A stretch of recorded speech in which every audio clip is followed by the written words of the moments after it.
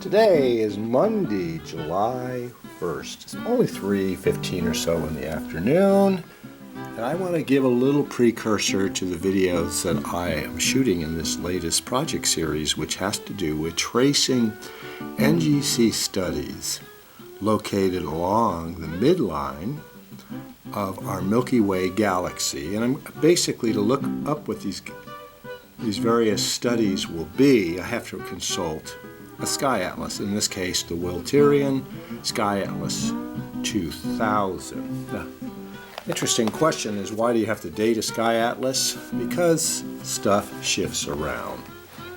There is a precessional movement of the stars shifting over time at about a 26,400 year cycle, which relates to the axis of the Earth slowly gyrating. And there is also the issue that actually, many stars are in motion, in real motion around our Milky Way galaxy. Now and our galaxy is in about a 220 to 240 million year cycle around its core. So as Vanessa's dad used to say, his philosophy of life is everything is in motion. Thank you, John. Ready for that? All right, to navigate, I'm kind of holding this Tyrian guide on this coffee table here. To navigate the Tyrian guide, you need to make reference to this pictorial representation of page numbers. There are those that are circumpolar in the 1, 2, 3 region, those that are to the far north but not circumpolar, 4, 5, 6, 7, 8, and 9, the charts. There are charts that are right along the celestial equator, which begins in Pegasus at 10 and proceeds all the way towards Pisces, and Pegasus once again at 17. There are the subequatorial of the South Pole, which begins at 18 and goes to 23. And there are the South Polar charts 24, 25, 26. Frankly, basically, we can see some southern constellations from 45 degrees north latitude, and I will explain that more. But what we're going to zoom in right now is chart 22, because this is about as far south as we can see in the summer sky along the Milky Way. If we go to chart 22, which I'm scanning right now very quickly, you won't be able to detect much, but to the right side of the chart you will see the constellation of Scorpius. And if you look along the chart, you'll see there's white regions, or palish blue, green. There's a deeper blue region, and there is once again a palish region. There is also the white and the white at the farthest extremes. The blue and pale blue is basically the sweep of our Milky Way galaxy as it proceeds from hour 15 at some 50 degrees southern declination, almost to hour 16. You can see this line right here. So we're at hour 15 in about 50 minutes. Right here is where we begin the core of the Milky Way galaxy, which you can see in many edge-on galaxies as a faint band of dark nebulosity. For instance, in NGC 891 is a perfect example, a beautiful galaxy seen edge-on. You can see basically the midline of the core, and it's largely obstructed, but that's not necessarily the case in our own Milky Way. So if we start here at about minus 50 degrees, and by the way, that would lead to map 26, as I have annotated down here, or my friend El Marco did before he passed this chart on to me. You can see the midline of the Milky Way galaxy pass through Gamma, Norma. It then goes all the way up to the southernmost crux of the Scorpion, Scorpius, then passes through Shaula, near Shaula, and you can see that it is basically to the west of Shaula. It continues all the way up until we get to hour 18 in about 40 minutes. So we started at hour 16, 15 and change, almost 16. We progressed from minus 50 degrees to some 10 degrees plus, minus 10 degrees at hour 18 and 20 minutes. Notice it is a straight line, even though if you go out and you look at the Milky Way throughout the seasons, it does seem to turn corners, but that's illusory. We are looking across the core. Now, last night, I started in the region of Shaula, and I think it was NGC 6334, and I proceeded, which was almost very close to the midline of the galaxy.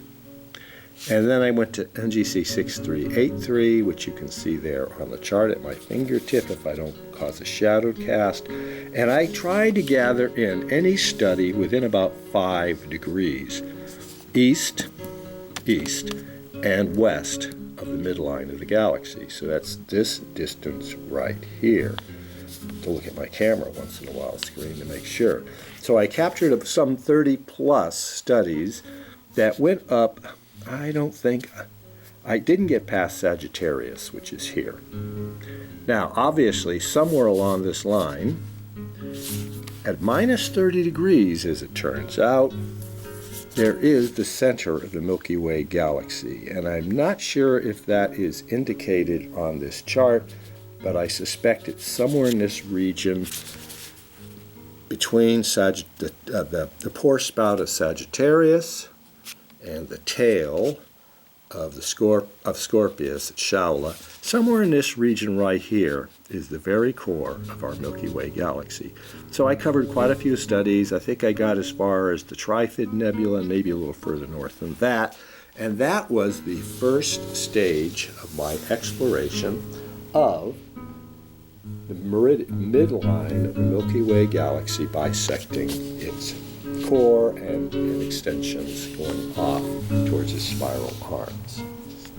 Now, so that's what I covered last night. Now, tonight I'm going to continue this exploration further north, and apparently that is located, as the note says here, in map 16. So there's the big picture view. Milky Way in fullness, flanks of the Milky Way, the core of the Milky Way, and then external regions to the Milky Way looking above and below it to the west and the east.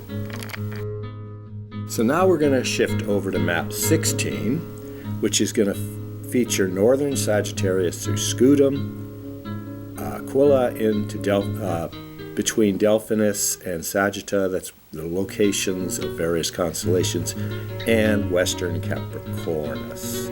Not that the midline of the galaxy is going to pass through all of them, but a few of them.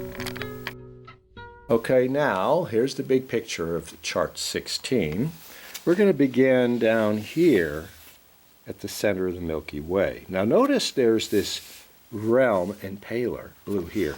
This is all where the Milky Way is bisected by dark nebulosity. So you won't find many studies out here because you can't get past the cold dark matter of the Milky Way galaxy at this point here. You can see there are incursions right here in Scutum. But let's begin down here. So we're going to probably start off at about 6537. Now, I don't have the list before me. I try to break it up into groups of about 30, 35, because I want to cover 100 of them before we get to the very foot of Cepheus the King. So we'll be starting at about 18 hour and maybe 20 minutes. We'll progress north from minus 20 degrees up to maybe about right here, which will be plus 15 degrees. So we will cover some 35 degrees of sky in declination just as we traverse 18 hour and almost a half to about 19th hour and 20th minute. So 1810 to 1920 should cover just about all the 30 studies I wish to image tonight, because I'm trying to keep the videos down to about 30 minutes in length. And besides that, this handheld camera has limited battery time, and I am not keeping it charged as I run. So tonight's studies will be basically featuring studies in Chart 16 of the Wilterian Guide.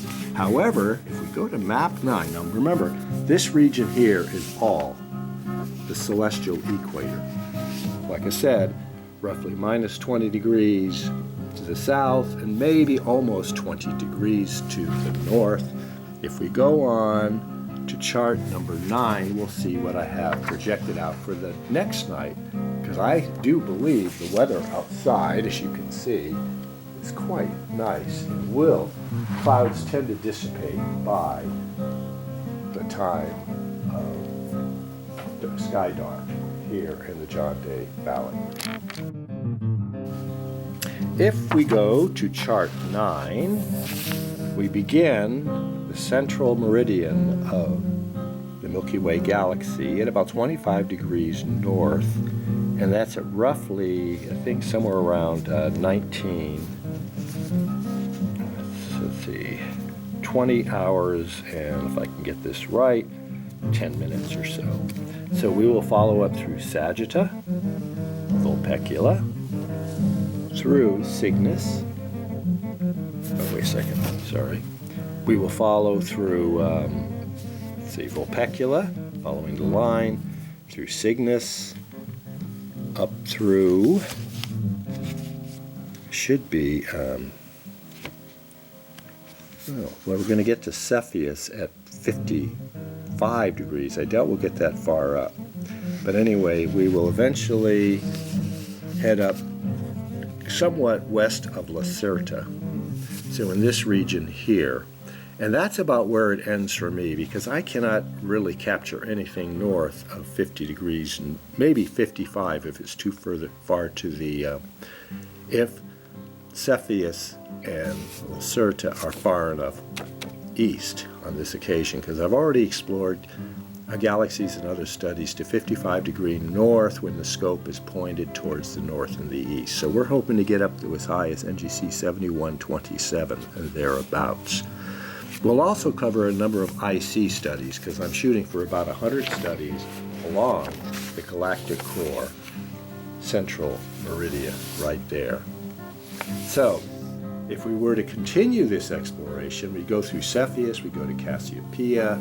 I do believe it goes through a number of other constellations, including, Auriga, parts of Gemini, parts of Orion. From Orion, it goes into parts of Canis Majoris and Monoceros before it disappears to the south sky. Perhaps I will do a video at some point tracing it out completely, but all I wanted to do here was articulate the plans for this now progressing observing cycle before the next new moon and lunar cycle in the first quarter. So there is a little discussion of what the plans are, making God laugh.